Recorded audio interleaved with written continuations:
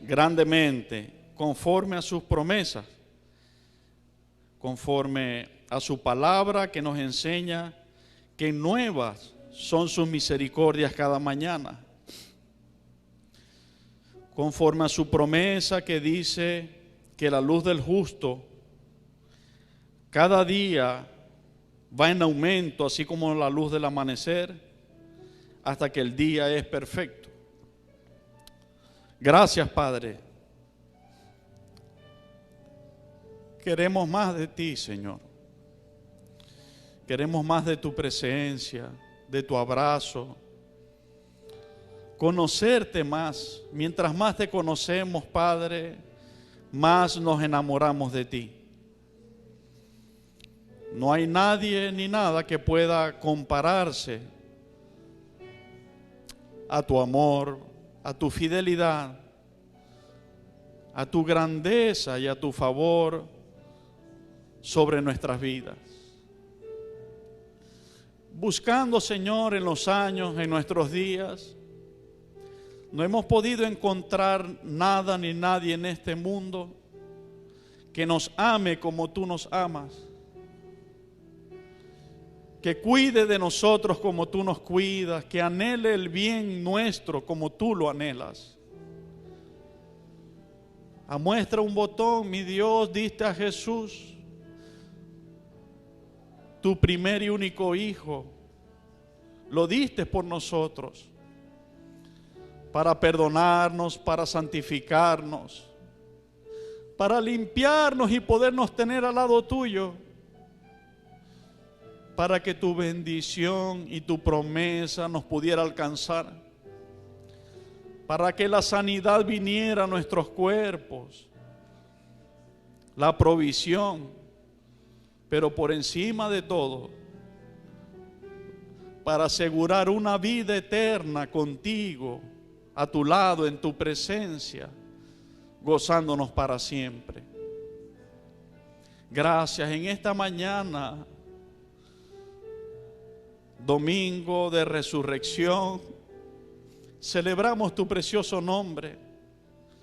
Precioso Jesús, que no escatimaste el dolor, la humillación que te iban a hacer, y perseveraste hasta el final en esa cruz. Y todo era por darnos una esperanza a nosotros y un bienestar. Gracias, porque hoy más que nunca está vigente tu redención y tu salvación sobre tu pueblo. Gracias, Señor. Tú eres fiel, tú eres grande. Bendito sea tu nombre. Ayúdale a tu pueblo a entender que sí tienes cuidado de lo que está viviendo, que sí tienes cuidado de lo que está pasando, que tú miras cada paso que da en sus días, cada angustia, cada sufrimiento, cada tristeza, cada preocupación, cada necesidad está delante de ti, tu palabra lo dice. Señor, bendice a tu pueblo. Úsame conforme a tu grandeza y a tu amor, conforme a tu misericordia. Usa mi vida como usaste la de Iremar. Gracias por haberle dado tu presencia, tu denuedo, tu palabra. Gracias por edificarnos y bendecirnos a través de tu sierva, de estos hermosos adoradores. Gracias. Gracias por tu iglesia. Gracias, Señor. Me pongo en tus manos. Tú eres el protagonista, Espíritu Santo. Tú eres el Señor en este lugar, Jesucristo. Tú eres el Rey. Tú eres el que se lleva toda la alabanza, toda la gloria y todo el honor. Gracias, mi Dios. Aleluya. Bendito sea tu nombre. Amén. Vamos a buscar para desarrollar este mensaje, libro del profeta Jeremías, capítulo 29. Sean bienvenidas todas las personas que nos están visitando. Es una gran bendición que estén aquí con nosotros en la presencia de nuestro Padre Celestial, de nuestro Dios.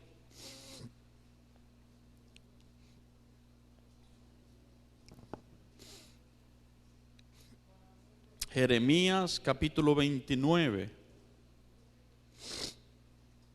desde el verso 11.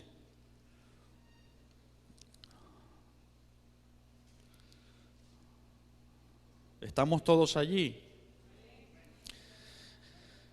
Dice, porque yo sé los pensamientos que tengo acerca de vosotros, dice Jehová, pensamientos de paz y no de mal, para daros el fin que esperáis. Entonces me invocaréis y vendréis y oraréis a mí y yo los oiré. Y me buscaréis y me hallaréis, porque me buscaréis de todo vuestro corazón. Y seré hallado por vosotros, dice Jehová, y haré volver vuestra cautividad y os reuniré de todas las naciones y de todos los lugares a donde los arrojé, dice Jehová. Y los haré volver al lugar de donde los hice llevar. Amén. Pueden estar sentados.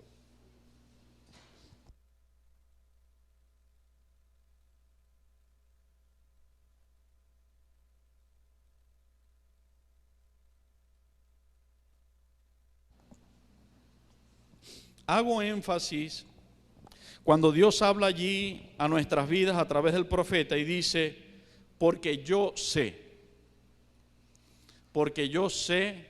los pensamientos que tengo acerca de vosotros, porque yo sé.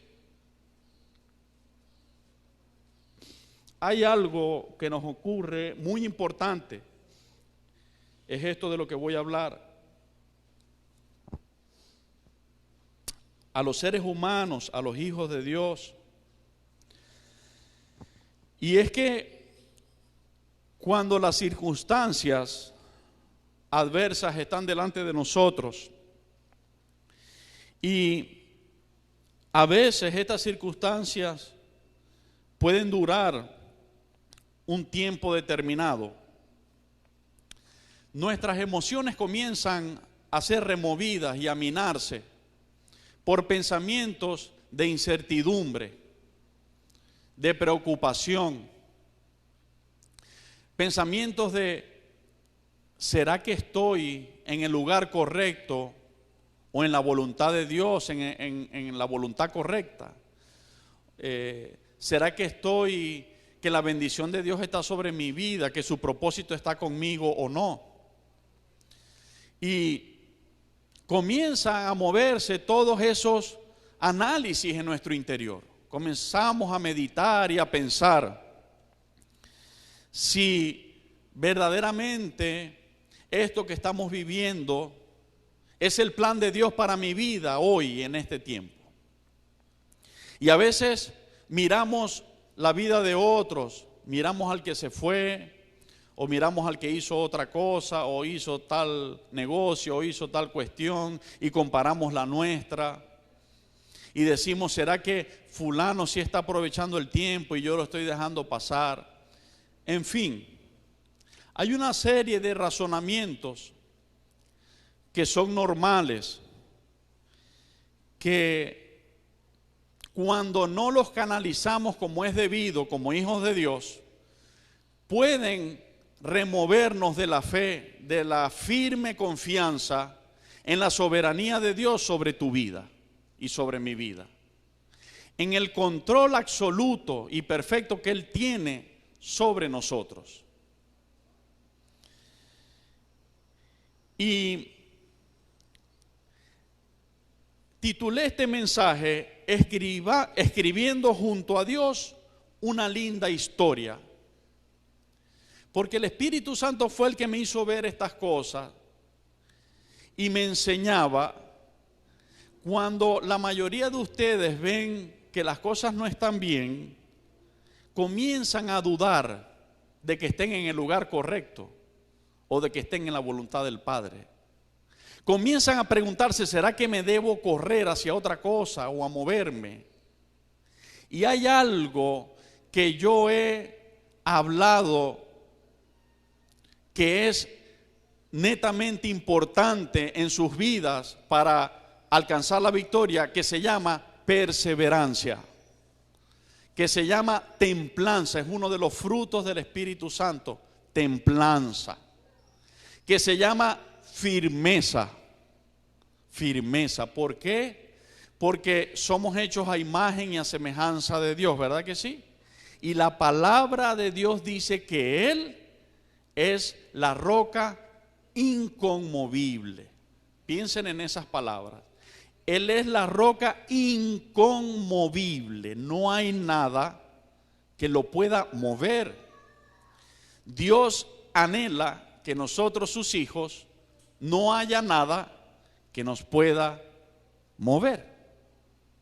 Como dice la carta a Santiago cuando habla de los que piden a Dios sabiduría, pero lo hacen dudando. Allí habla una característica que trae un desenlace de decisión en el ser humano que duda. Significa que no está firme, confiado en lo que Dios está haciendo hoy con él y donde está Dios con él. Dice, es semejante a la onda del mar, que va y viene por todo lugar donde el viento la lleva. Y es por eso que vemos mucho pueblo, como dice la Escritura, corriendo de aquí para allá y de allá para acá. Porque los razonamientos los llevaron a dudar de que Dios podía bendecirlo donde está, o de que Dios podía bendecirlo donde lo llamó, donde Dios tenía el plan o el propósito. Y quiero decirte que el Espíritu Santo me enseñó algo hermoso que me hace cada día más firme. Y es que los grandes propósitos y hermosos propósitos de Dios se escriben en vidas que comienzan en situaciones muy pequeñitas, en situaciones para los seres humanos muy insignificantes, pero insignificantes delante de los seres humanos, pero no insignificantes delante de Dios. Y comenzaba el Señor a hacerme ver cantidad de siervos en la Escritura, donde Dios tenía un propósito con ellos, iba a hacer cosas hermosas, pero su vida, el desarrollo de sus días, no hablaban de esas bendiciones, parecía lo contrario. Se decía que en Belén de Judea nacería el Rey de reyes y Señor de señores, el Rey de los judíos. Y hasta hoy los israelitas les cuesta creer que Jesús es ese Rey, porque Jesús nació en un corral de animales, porque ni siquiera tuvo una clínica lujosa donde nacer, el Rey de reyes. Y a veces cuando nosotros tenemos que dar a luz en un hospital o en un ambulatorio, nos sentimos mal y decimos, ¿será que Dios no está conmigo y no me ayudó a pagar la clínica? Pero no vemos que Jesús, siendo tan especial y tan grande, nació en un patio donde se cuidaban animales. Y así José, todas las cosas que pasó, y así muchos. Pero hoy solo voy a hablar de dos ejemplos, porque el tiempo apremia. Pequeños comienzos, comienzos con angustias, comienzos estrechos, sencillos comienzos, con finales bendecidos, con finales gloriosos, que no te hagan desenfocar ni perder la fe, las vicisitudes, pruebas y necesidades que hoy puedas estar pasando.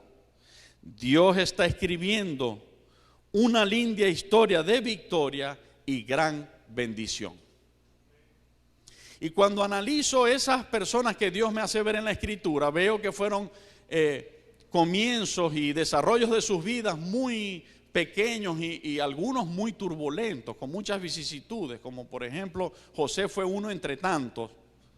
Pero veo que para todos ellos hay un final dichoso, como Job, por ejemplo. ¿Cuántas cosas pasó Job? En estos días conversamos mi hermano Dalmir y yo al respecto. Y es impresionante cuando uno hace el contraste y ve, cuando a Job le vino toda la prueba y cuando Dios restituyó a Job en el último capítulo, en el 42, todas las cosas. Y Dalmir y yo leíamos que dice que Job tenía 7,000 ovejas, por ejemplo, y cuando Dios le restituyó, le dio 14,000. Y tenía 500,000 asnas, por ejemplo, y cuando Dios le restituyó 1,000,000.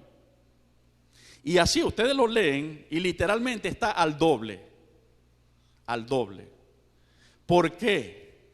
Porque las circunstancias de vicisitudes y pruebas que pasamos nunca determinarán la bendición que Dios tiene para tu vida y lo que Dios está haciendo en tu vida. Es más, déjame decirte algo. Las personas con las cuales Dios tiene predestinado a escribir gloriosas historias de victoria y bendición son las que más vicisitudes pasarán. Jesús lo demostró en una parábola con un rico que todos los días disfrutaba banquete y con un mendigo que afuera de esa casa buscaba saciarse de las migajas. Cuando ambos murieron, el rico que vivía en abundancia fue llevado al infierno, dijo Jesús. Pero el mendigo que vivía esperando comerse un poquito de las migajas fue llevado a una gloriosa consolación en el reino de los cielos.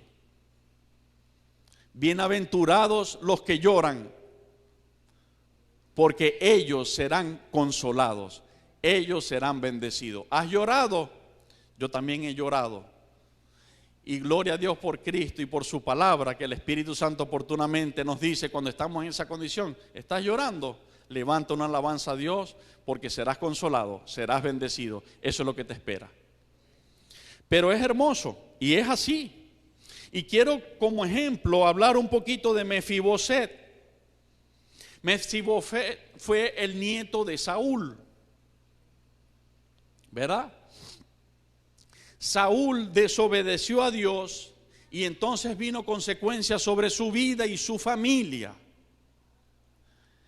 Y Mefiboset no tenía culpa de lo que Saúl había hecho. Cuando vinieron a matar a Saúl y a su casa, Mefiboset tenía 4 o 5 años, según estuve estudiando. Era un niño de brazos, pequeñito. Y dice la Escritura en 2 de Samuel,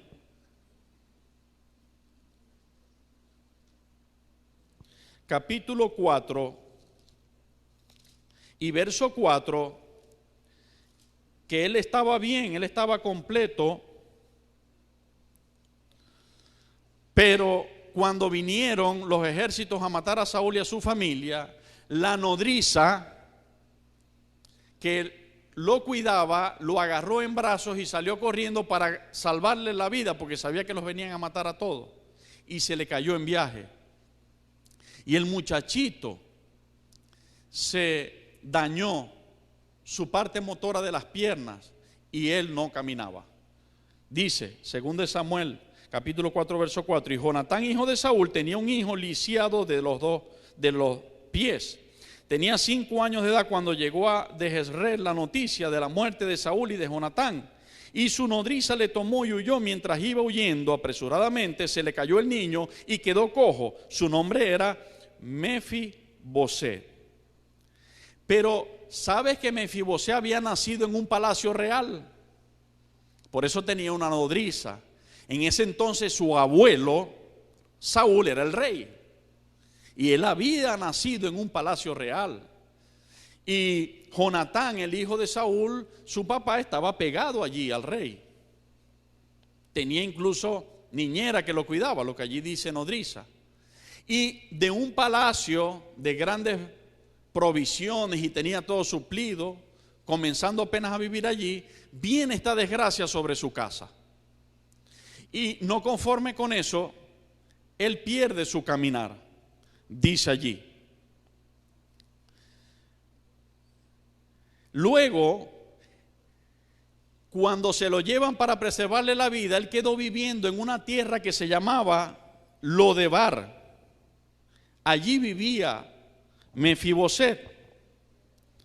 Vamos a ver cómo dice 2 de Samuel, capítulo 9.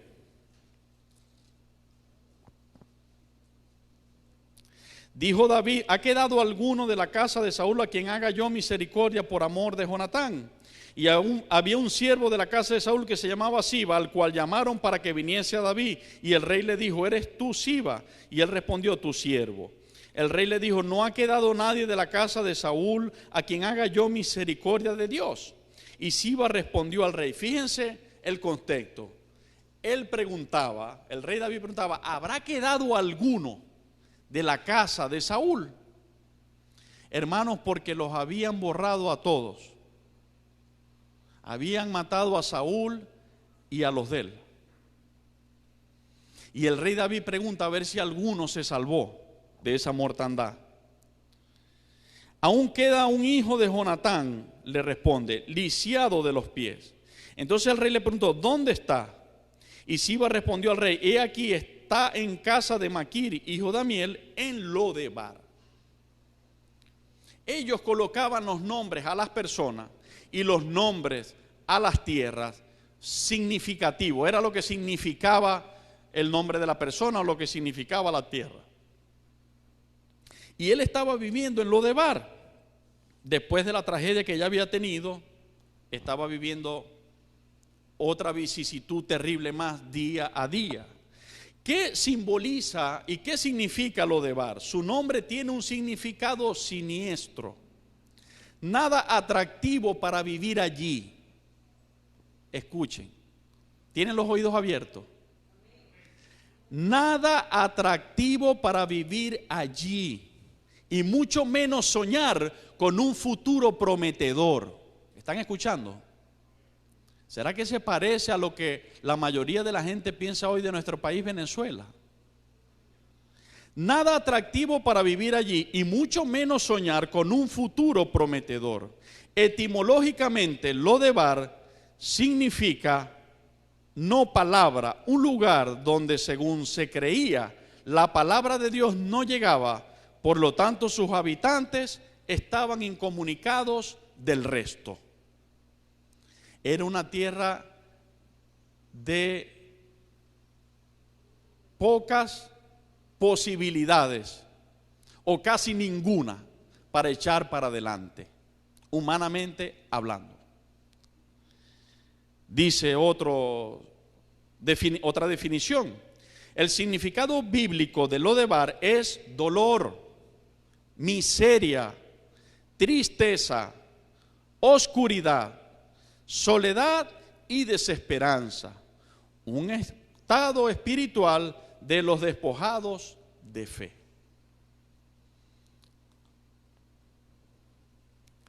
¿Qué pasó? Que allí, en ese lugar donde no habían posibilidades de futuro, donde no había una esperanza de prosperar y de echar para adelante, allí vivía aquel muchacho que quizás, estoy seguro, por lo que estuve estudiando, prefería vivir allí para pasar desapercibido. No vaya a ser que entendieran que era un nieto de Saúl y vinieran por él y lo mataran.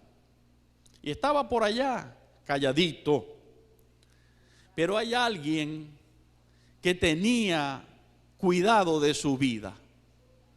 Hay alguien que en una tierra de tristeza, de miseria, de oscuridad, donde no hay posibilidades de prosperar y de un futuro prometedor, hay alguien que le miraba día a día, que tenía cuidado de él, que cuando vino la matanza a su casa, a él le correspondía morir, pero Dios lo libró de la muerte. Pero quedó lisiado, pastor, sí, pero Dios lo libró de la muerte y quedó de esa forma. ¿Y cómo prospera si está en esa tierra y además de eso no puede trabajar? Porque no puede caminar. Pero había alguien que tenía sus ojos puestos sobre él. Y algún día, no tarde, sino oportuno, porque el tiempo de Dios es perfecto, ese alguien iba a hacer notoria su misericordia y su bendición sobre él. Y entonces ese alguien se llama Dios. Ese Dios todopoderoso que ministraba a David, porque el Espíritu de Jehová estaba sobre David, dice la Escritura, lo inquietó fuertemente a que en ese tiempo buscara algún descendiente, y a él fue a quien encontró.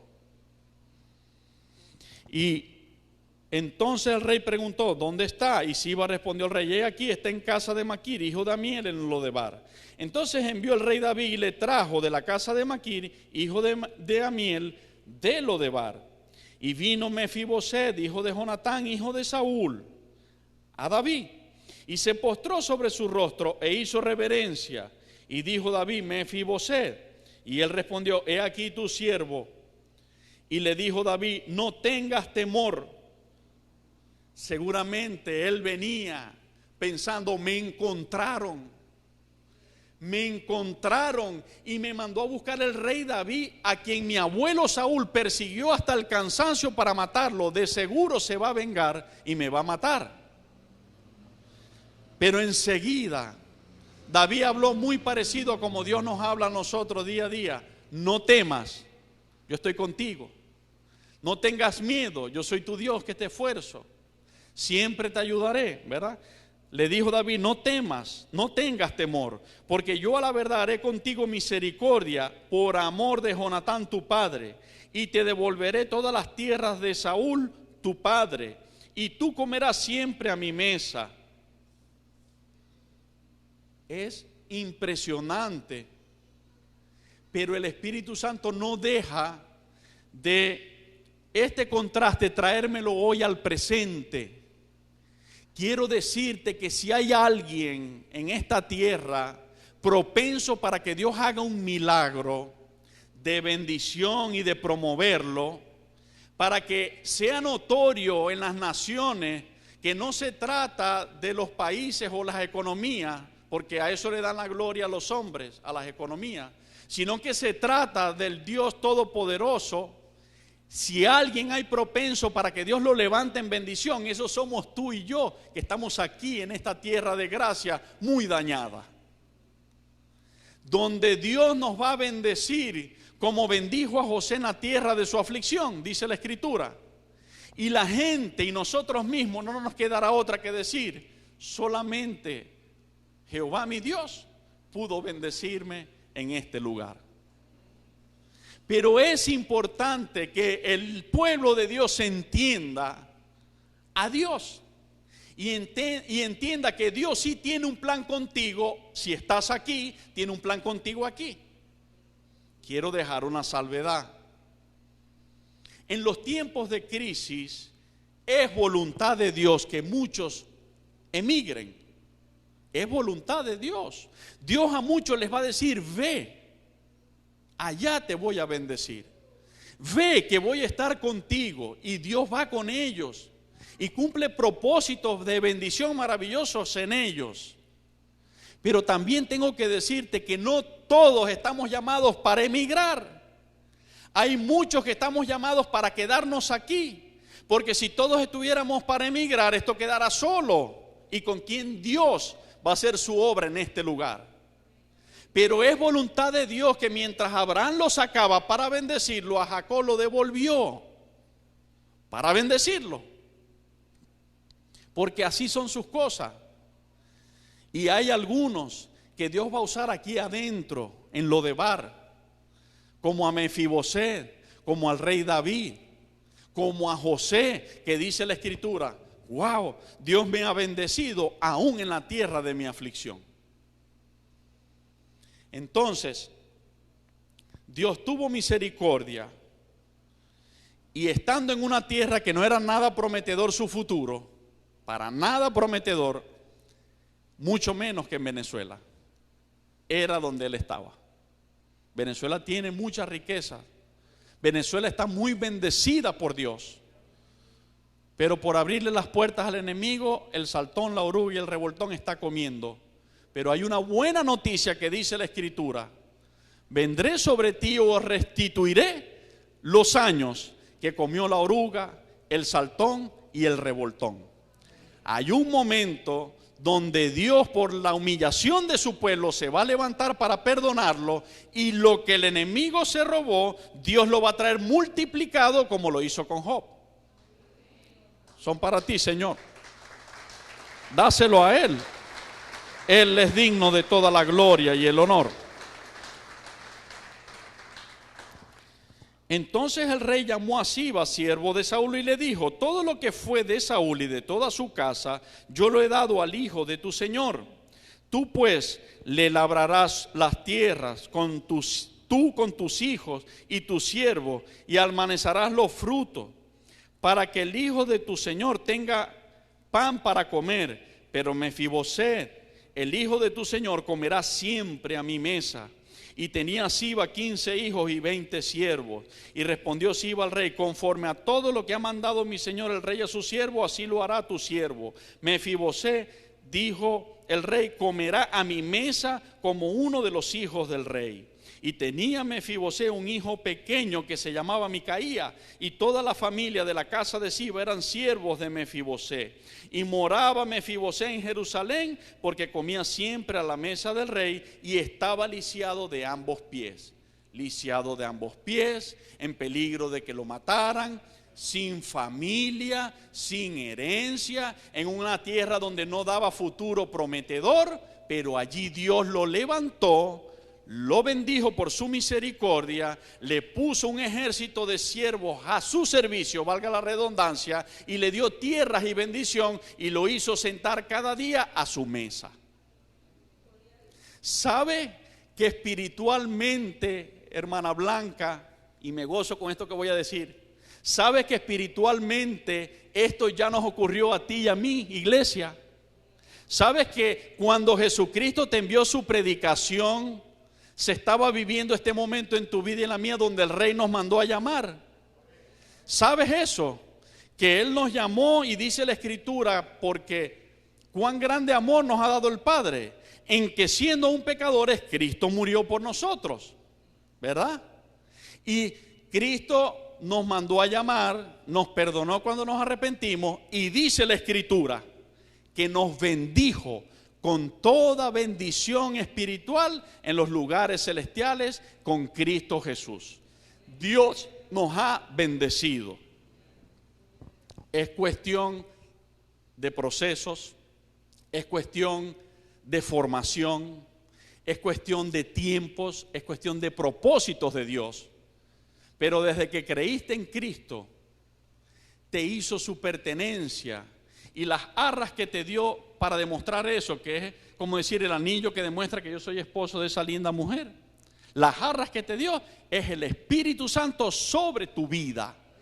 Porque te pueden quitar el negocio, las finanzas, la salud, la familia, pero la presencia de Dios nadie te la puede quitar. Y en la circunstancia que sea que tú y yo pasemos, la demostración, la prenda que el mundo mirará en nosotros y verá de que somos posesión de Dios y que su bendición reposa sobre nosotros, es su Espíritu Santo. Y eso era lo que sostenía a José. Y pasaban vicisitudes, pero él tenía fuerza porque Dios estaba con él. Entonces, lo trae a gran bendición. Y luego estuvo a punto otra vez ese peligro de que muriera, y Dios le volvió a salvar la vida y lo perdonó David. Allí mismo, poco se habla de esto, pero esto ocurrió. Saúl, en sus malas andanzas, cuando desobedeció a Dios, dejó deudas. Él dejó deudas. Y una de las deudas fue con los gabaonitas. Y los gabaonitas, había un mal sobre Israel, y ellos dijeron que era por causa de lo que Saúl había hecho. Había un cable pelado, David, había un pecado no redimido. Allí en 2 Samuel capítulo 21 pueden encontrar y estudiar esto.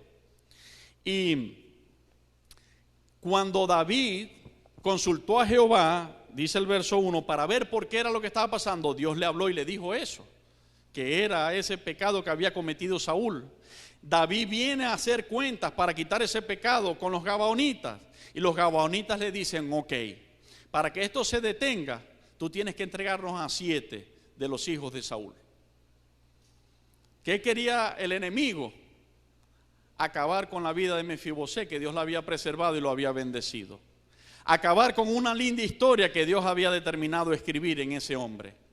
Pero fíjense lo que pasa en el versículo 5. Ellos respondieron al rey: de aquel hombre que nos destruyó y que maquinó contra nosotros para exterminarnos sin dejar nada de nosotros en todo el territorio de Israel, dénsenos 7 varones de sus hijos, para que los ahorquemos delante de Jehová en Gabá de Saúl, el escogido de Jehová. Y el rey dijo: yo los daré, les dijo David. Y perdonó el rey a Mefibosé, hijo de Jonatán, hijo de Saúl, por el juramento de Jehová que hubo entre ellos, entre David y Jonatán, hijo de Saúl. Pero tomó el rey de los hijos de Rispa, hija de Aja, los cuales ella había tenido de Saúl, Armón y Mefibosé, y a 5 hijos de Mical, hija de Saúl, los cuales ella había tenido de Adriel, hijo de Barzilai, Mejolatita, y los entregó en manos de los gabaonitas, y ellos los ahorcaron en el monte delante de Jehová. Así murieron juntos aquellos 7, los cuales fueron muertos en los primeros días de la siega, al comenzar la siega de la cebada. Allí fue perdonada otra vez la vida de Mefibosé. ¿Sabe por qué? Dios resalta en la palabra eso. Porque había un compromiso que David y Jonatán delante de Jehová habían hecho, y era tenerse misericordia entre ambos por sus descendencias. Es decir, si Jonatán vivía, tendría misericordia y bendecería a la familia de David. Y si David vivía, tendría misericordia y bendeciría a la familia de Jonatán. Sí me explico, ¿verdad? Cuando estudiamos la Escritura nos damos cuenta de ese pacto. Ahora, ¿por qué la misericordia de Dios está sobre tu vida y la mía perennemente y nadie la va a quitar? Porque hay un pacto mucho mayor que es entre 2 hombres, y es el pacto que Dios entregó a su pueblo a través de Jesucristo por su sacrificio y su sangre, donde dijo: más nunca reñiré con el hombre, sino que tendré de él misericordia. Entonces, si ese pacto se respetó y fue vigente de 2 hombres, ¿cuánto más será respetado y vigente el pacto que Jesucristo nos ha dado para tener misericordia de nosotros y salvarnos? Así que no depende del espacio, del tiempo, las circunstancias en las que vivimos. Depende de los planes que Dios tiene para con tu vida. Y déjame decirte, si Dios me inspiró esta palabra diciéndome: yo sé, o sea, yo tengo en cuenta los pensamientos que tengo acerca de ustedes. Si vemos en el contexto, cuando Dios nos habla a través del profeta Jeremías, el pueblo de Dios estaba siendo llevado cautivo, muy parecido hoy aquí, y muchos habían sido dispersados a otras naciones. Muchos habían salido porque ellos estaban en oprobio.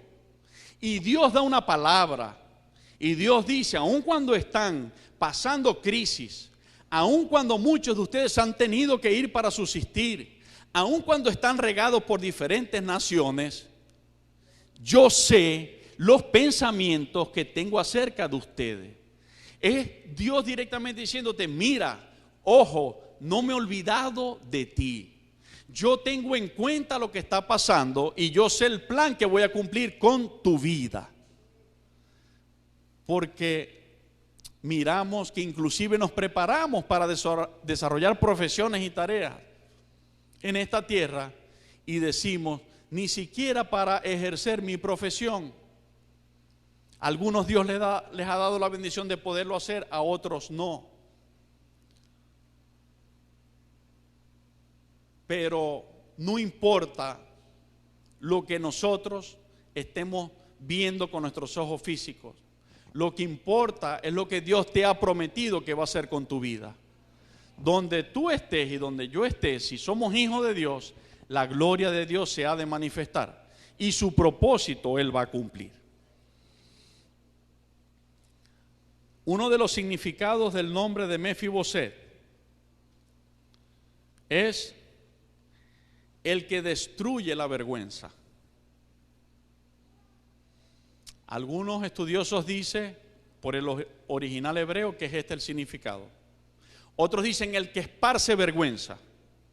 Lo estaba estudiando y unos dicen el que esparce vergüenza y otros dicen el que destruye la vergüenza. Verdaderamente por el pecado la casa de Saúl había quedado en vergüenza, en derrota. Pero cuando llegó Dios a Mefibosé, esa vergüenza se detuvo y vino la bendición. Así que yo me veía allí y yo decía: bueno, Señor, Si mi país está en vergüenza y nuestra economía está en vergüenza, mi reino de donde yo vengo, que me has dado a entender que me diste la vida, que es el reino de los cielos, no está en vergüenza. Y tus finanzas no están en vergüenza, porque tu palabra dice que tuyo es el oro y la plata. Bueno, Señor, entonces yo soy uno de esos que destruyen la vergüenza. Y en mi vida, tu bendición y tu gloria, según tu voluntad, no según yo quiera, según tu propósito, porque tus propósitos son perfectos y buenos, se va a notar, y yo lo creo. Y si tú me dices que aquí me vas a usar para bendecirme y bendecir a otros, aquí lo haremos juntos, Señor. Y si tú me dices que allá, agarro la maleta, Señor, y me voy para allá. Lo importante es que tú y yo estemos en el propósito de Dios. Eso es lo importante. No importa la tierra. La semana pasada Dios nos hablaba y nos decía que es el mismo Jehová Jireh, que es el Señor que provee en la tierra que fluye leche y miel, pero en el desierto también. En el desierto no faltó, ¿verdad que sí? Y el segundo ejemplo es los valientes de David. ¿Cuántos han leído o escuchado de los valientes de David? Vamos a Primera de Crónicas.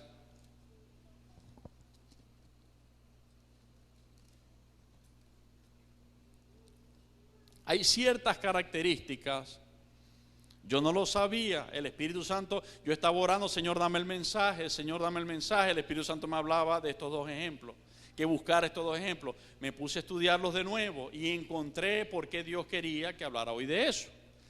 En ambos casos, en los valientes de David y en Mefibosé, las características que ellos tenían y las circunstancias donde vivían, tienen mucho que ver en la aplicación con nosotros hoy. Y Primera de Crónicas, capítulo 11, verso 9 y 10. A ver, perdón.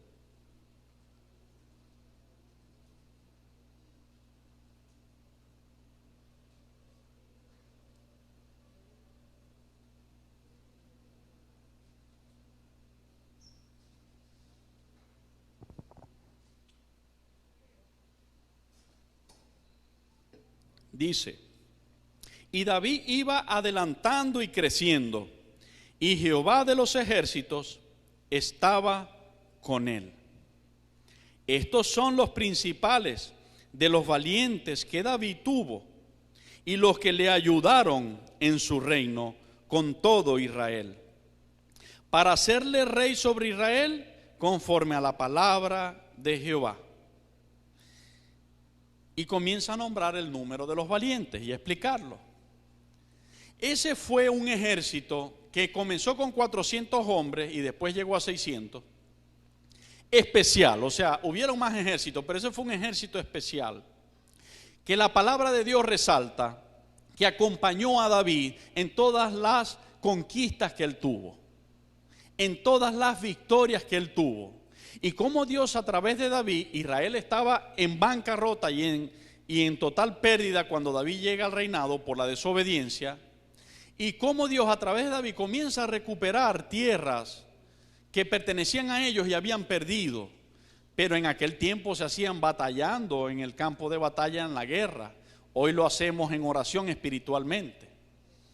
Pero esos hombres acompañaron fielmente a David en todas aquellas batallas y travesías.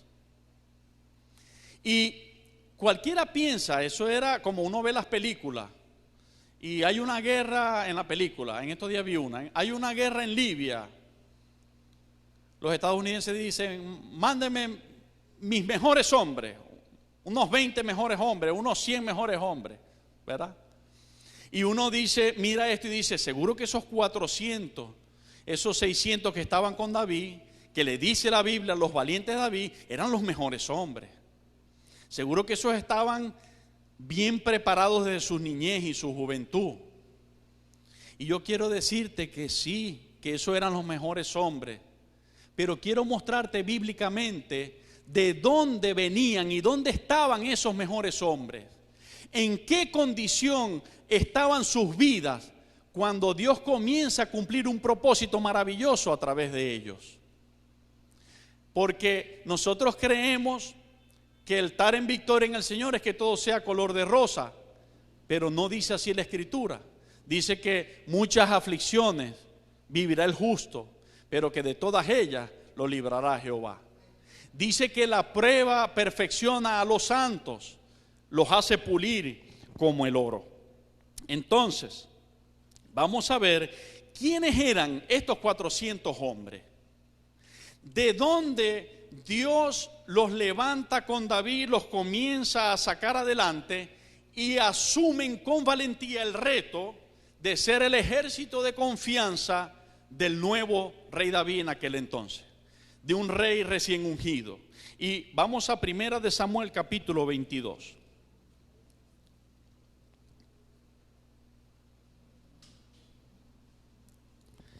¿En qué momento Dios levanta un ejército indetenible? En el momento donde David temía por su vida, donde Saúl aún vivía y él con sus ejércitos perseguían para matarlo sin razón. Y en esa huida y huida y huida para que no acabara Saúl con su vida, se fue a meter en la cueva de Adulán, entre otros sitios que tuvo que esconderse. Escondiéndose, corriendo del enemigo. De allí Dios levantó un rey y un ejército maravilloso. 1 Samuel capítulo 22. Yéndose luego David de allí, huyó a la cueva de Adulán. Y cuando sus hermanos y toda la casa de su padre lo supieron, vinieron allí a él. Y se juntaron con él. Escuchen, ¿quiénes son los que se juntan con él? Todos los que, los afligidos, y todos los que estaban endeudados. ¿Cuántas veces hemos estado endeudados? Y el enemigo te dice, Dios no puede estar conmigo, porque hasta en deuda estoy. ¿Verdad? Y sigue diciendo, y todos los que se hallaban en amargura de espíritu estaban gozosos, alegres y contentos. Dice que estaban en amargura de espíritu. Y fue hecho jefe de ellos, y tuvo consigo como 400 hombres. Vaya ejército, mi hermano Germán, con el que comienza David esas tremendas batallas. Dice allí que fue hecho jefe de ellos. ¿Jefe de quién? Jefe de un grupo de gente afligida, de un grupo de gente que lo que tiene son deudas, de un grupo de gente que lo que está es amargada.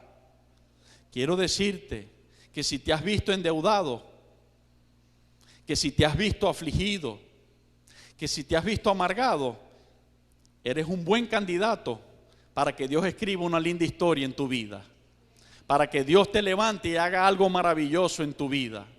Y mañana te postres a adorarle y a decirle, Padre, gracias, porque de donde yo no podía salir, de allí tú me sacaste, me levantaste y me has bendecido. Aquellos que leí en Crónicas ya habla después del proceso. Ya dice, estos son los valientes, terminando el relato del reinado de David, estos son los valientes con los cuales David lo acompañaron y conquistó las victorias. Pero vamos a mirar de dónde salieron, hermano. Salieron de una tierra que estaba en persecución, de una gente que se estaba escondiendo, porque el que dijera que era del bando de David, lo mataban en ese tiempo. Y de allí salieron estos tremendos valientes. Así que adelante, mi hermano, no importa cuál sea la circunstancia.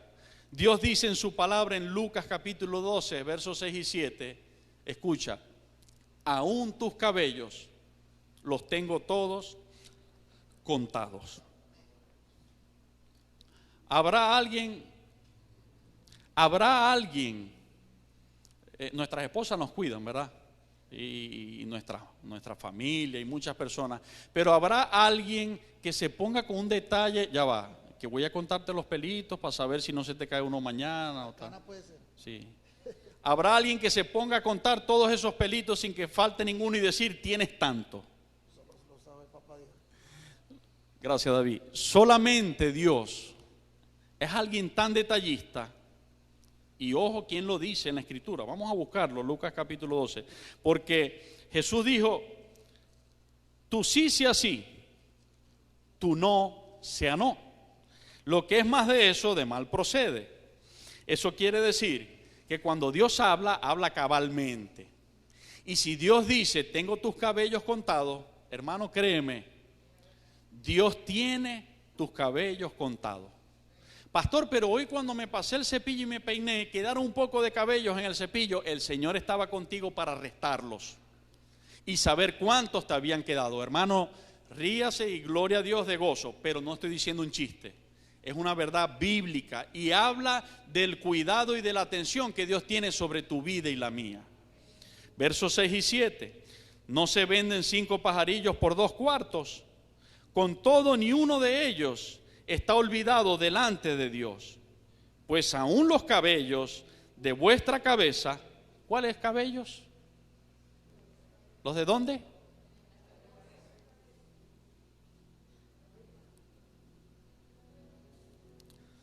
Pues aún los cabellos de vuestra cabeza están todos, no dice, están algunos contados.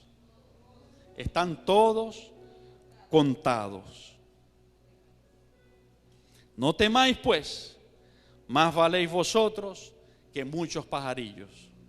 O sea, hijos, tengo cuidado de los pajarillos.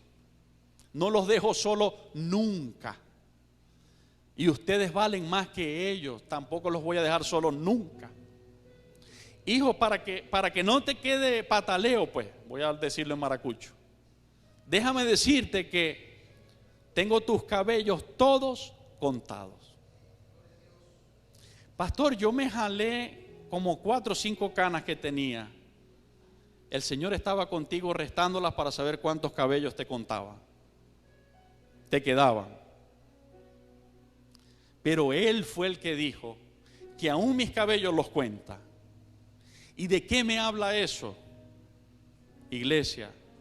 Habla del extremo y diminuto cuidado que Dios tiene de tu vida y la mía. Y a veces nos sentimos por el suelo porque pensamos que Dios apartó su mirada de nosotros y por eso estamos pasando lo que estamos pasando. Pero por eso, inspirado por el Espíritu de Dios, el salmista dijo: ¿a dónde huiré de tu espíritu? ¿A dónde me podré ir de tu presencia? Si me fuere a los últimos de la tierra, tú estás allí. Si tomare las alas del viento, allí tú estás. Y dice: pero si me fuera al Seol y allí hiciere mi estrado, allí me agarrará tu mano y me asirá tu diestra.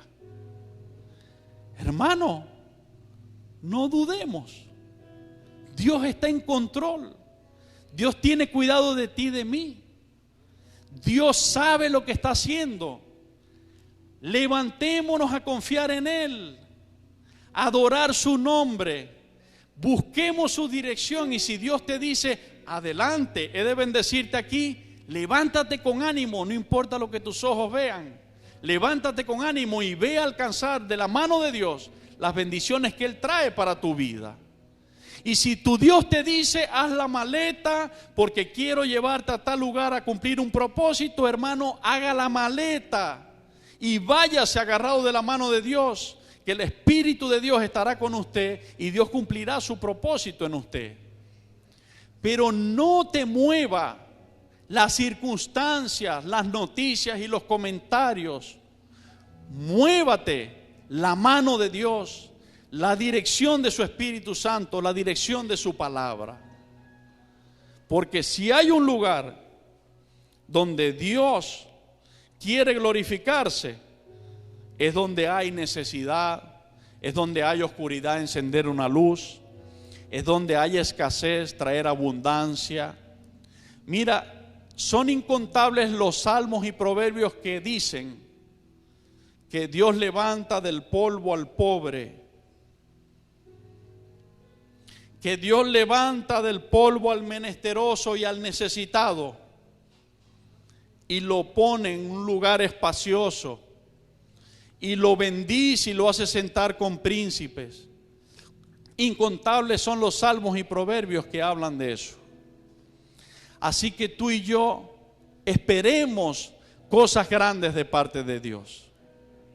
Alabemos a Dios en el proceso que hoy tenemos, porque te repito, Dios está escribiendo una linda historia en tu vida y en la mía.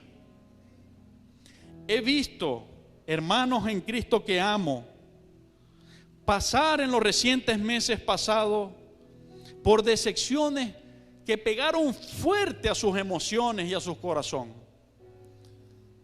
Decepciones de compromiso, decepciones amorosas.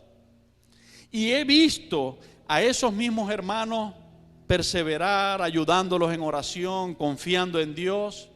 Y hoy cómo florecen en ellos lindas y hermosas historias, mucho mejores que las que habían empezado. Porque Dios siempre tiene un buen plan para contigo y conmigo. Porque Dios sabe, así como nos los dijo, los pensamientos que tiene acerca de nosotros.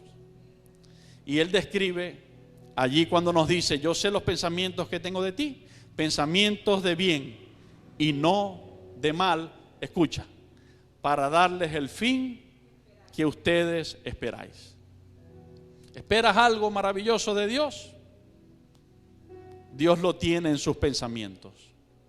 No te desalientes, no te desanimes. Cuando estés desalentado y desanimado, agárrate del Señor. Dame la fuerza, Señor.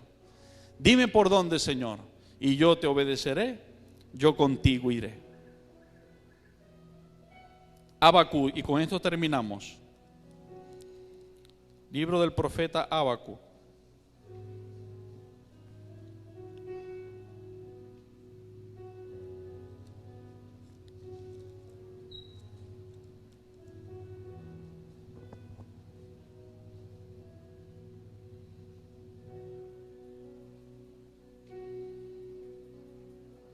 Capítulo 3.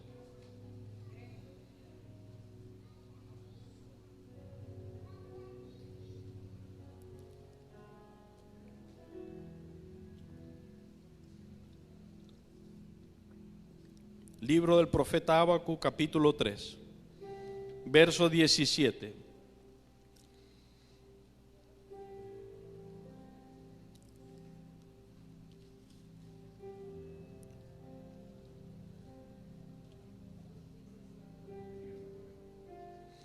Aunque la higuera no florezca,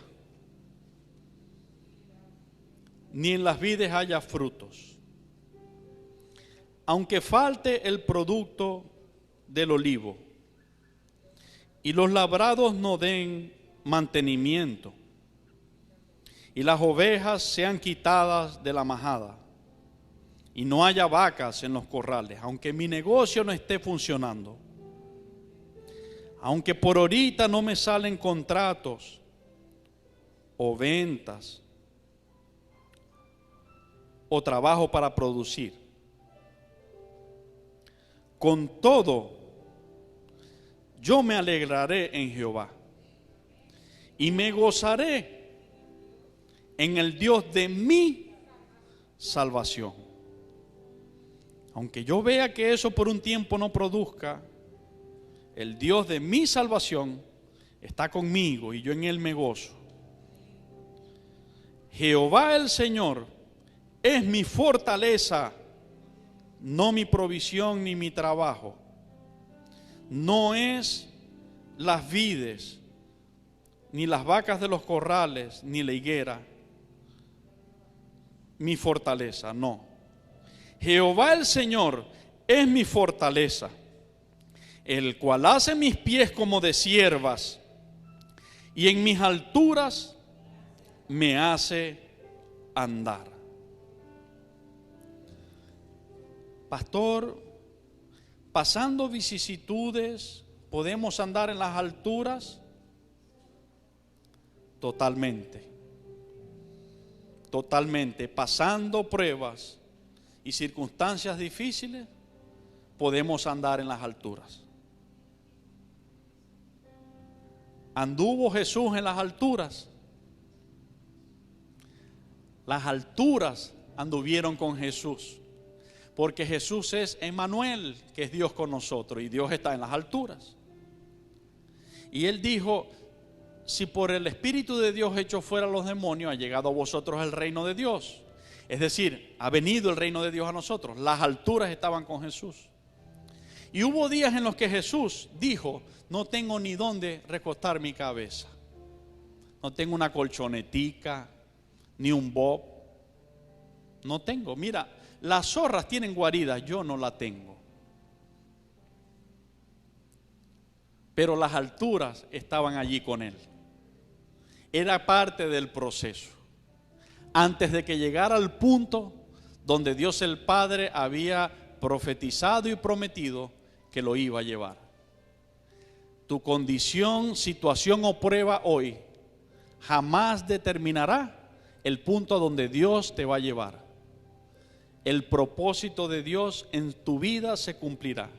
Salmo 138 y verso 8 dice: Jehová cumplirá su propósito en mí. Tu misericordia, oh Jehová, es para siempre.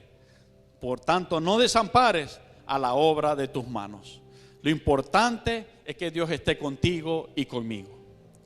Si hay alguien en medio nuestro que no haya aceptado a Jesucristo como su Salvador y quiera hacerlo en este momento, puede levantar su mano y yo voy a orar con él o con ella para que reciba a Jesucristo como su Salvador.